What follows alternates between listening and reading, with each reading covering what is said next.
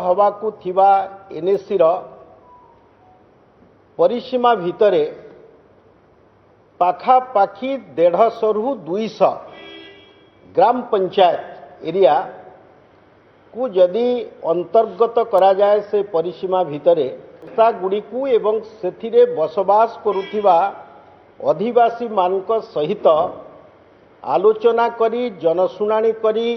आपत्ति अभियोग ग्रहण करी ताकू विचार करी सारिबा परे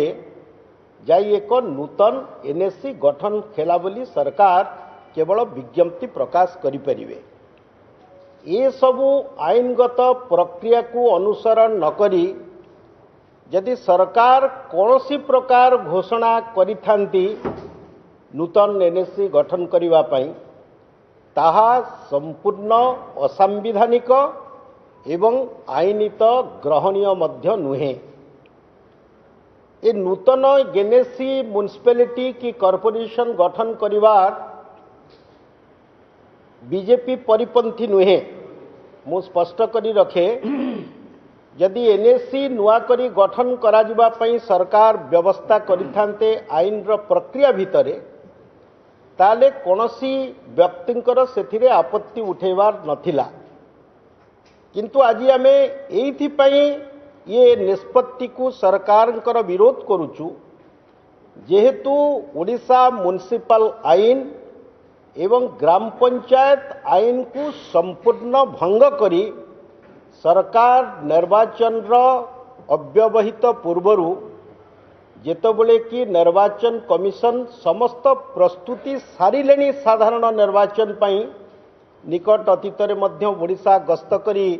राज्य सरकार प्रमुख अधिकारी मानक सहित एवं विभिन्न राजनीतिक दल सहित आलोचना करि सारिचंती, जहाकू कि आमे कहि थाउ when the process is imminent अर्थात प्रक्रिया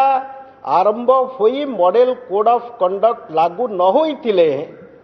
जेहेतु राज्य सरकार जानी सारिलेनी जे निर्वाचन आसन्न जे कोनसी मुहूर्त रे भारतर निर्वाचन कमिशन विधिवत भावे विज्ञप्ति प्रकाश करिवार अछि तार अव्यवहित पूर्वरु संपूर्ण असंविधानिक एवं बेआईन भावे ये जो निष्पत्ति घोषणा करिसंती दैट इज ओनली एन आईवॉस एवं एक मुक्त एवं अबाध निर्वाचन रो परिपंथी। आपण माने देखिथिबे निकट अतीत रे सरकार निर्वाचन रो